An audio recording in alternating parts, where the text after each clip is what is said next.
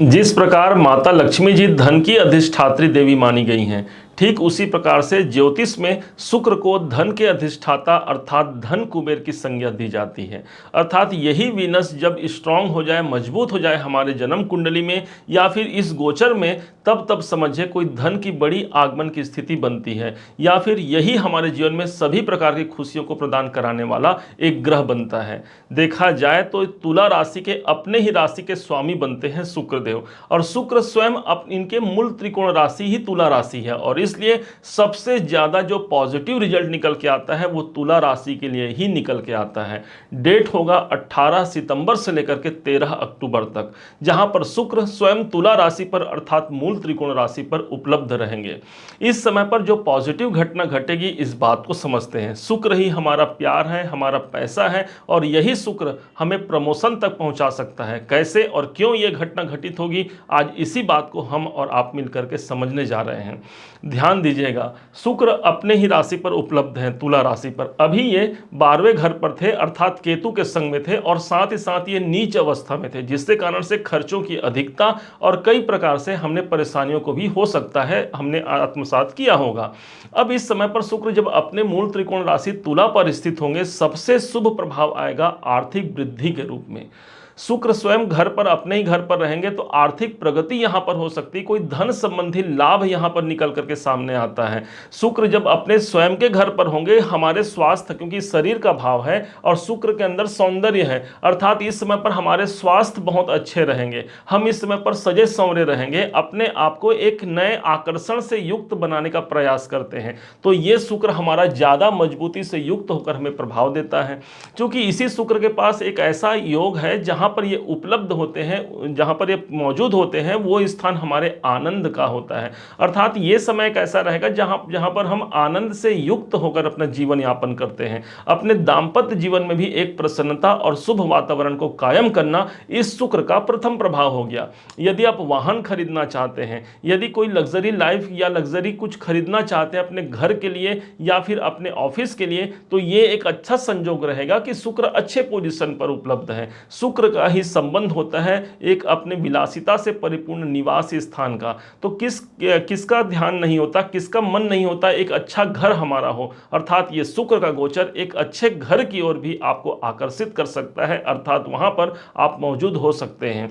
शुक्र के पास एक दृष्टि है और वो दृष्टि है इनके सप्तम भाव पर। जहां पर इनकी दृष्टि पड़ रही है ये ठीक सप्तम भाव पर है, और सबसे ज्यादा जो महत्वपूर्ण योग बनेगा 7वें घर से रिलेटेड बनेगा। जैसे कि सप्तम भाव ही आपके दाम्पत्य जीवन का होता है, आपके बिजनेस का होता है, और ठीक दसम भाव से दसम भाव होने के कारण आपके कैरियर भाव पर भी शुक्र का प्रभाव पड़ रहा है। भाई सभी ग्रहों के पास 7वीं दृष्टि होती है, लेकिन शुक्र के पास जो इनकी 7वीं दृष्टि है वो इतना महत्वपूर्ण क्यों है, इस बात को समझिएगा। एक बार राजा बलि यज्ञ कर रहे थे और उस यज्ञशाला में भगवान नारायण वामन का रूप धारण करके उस यज्ञशाला में 3 प्रग पृथ्वी मांगते हैं। राजा बलि देना स्वीकार करते हैं, लेकिन उसी समय राजा बलि के जो गुरु थे अर्थात शुक्राचार्य जी थे, उन्होंने उसे रोक दिया, और तभी राजा बलि ने नहीं माने और संकल्प पात्र लिए और उसमें जल की प्रवाह चलती गई और ब्राह्मण गण मंत्रों का उच्चारण करने लगे।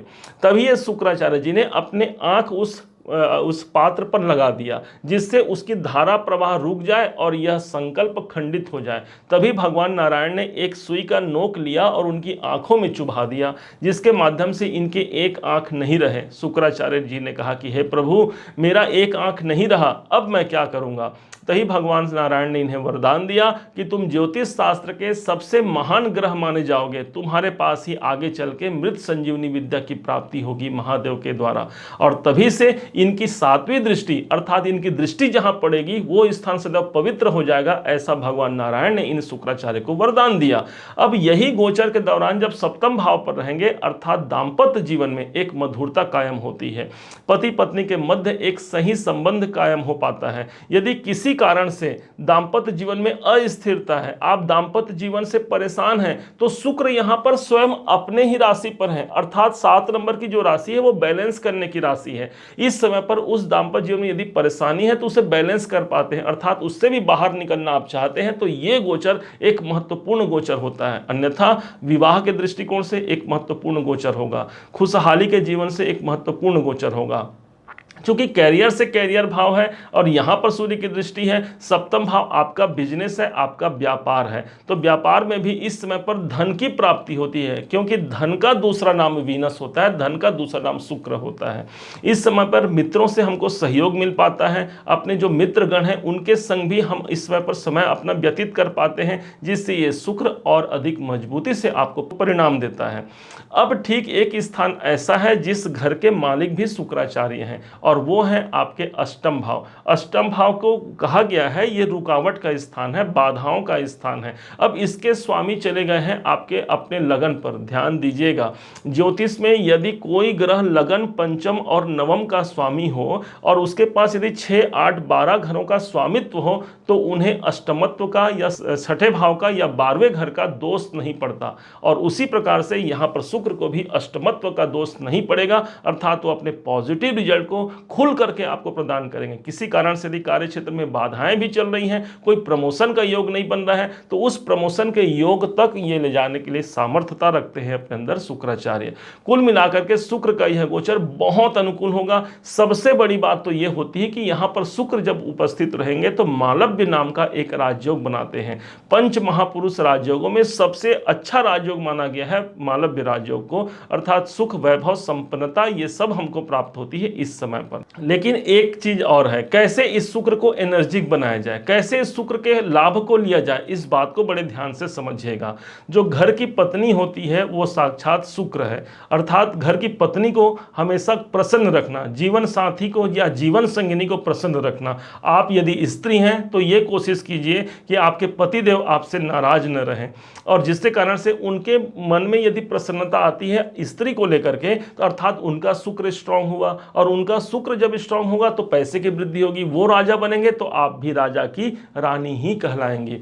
इस हिसाब से अपने दाम्पत्य जीवन को संतुलित रखना इस शुक्र का सबसे बड़ा प्रभाव होगा। क्योंकि शुक्र को कहा गया है, सुगंध कहा गया है, आपके अपने राशि पर उपस्थित रहेंगे, इसलिए इस समय पर परफ्यूम का यूज करना है, इस समय पर सुगंध का यूज करना है। कोई गुलाब का फूल भी इस समय पर अपने घर के आसपास या कोई पॉट में आप लगा करके रख सकते हैं, इससे घर में आर्थिक प्रगति यहां पर समाहित होती है। क्योंकि शुक्र यहां पर स्वयं लगन पर ही आपके बैठे हैं, लग्न होता है हमारा शरीर, तो जितना अधिक हम अपने शरीर को फिट रख पाते हैं, योग, व्यायाम, प्राणायाम के माध्यम से अपने आप को जितना हम आकर्षक बना पाते हैं, उतना ज्यादा आप वीनस को मजबूत करते हैं। इस समय पर शुक्र जो कि लग्न पर है, हमेशा ध्यान रखिएगा, स्त्रियों का सम्मान करना, अपने आप को जितना आप क्लीन रख पाते हैं, साफ रख पाते हैं, कपड़े इत्यादि पहनना है तो भी एकदम क्लीन रख पाते हैं, अर्थात शुक्र से संबंधित यदि हमने काम किया तो यह शुक्र हमें बहुत अधिक प्रतिफल देगा, जो कि आर्थिक प्रगति और जीवन में खुशहाली के रूप में सामने आने वाला है।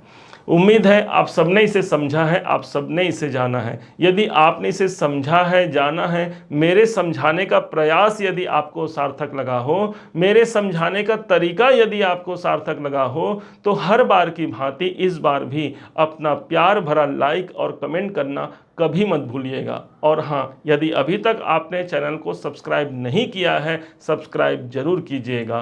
पुनः एक बार फिर आप सभी का दिवस बहुत मंगलमय हो, इन्हीं शुभकामनाओं के साथ। जय श्री राम।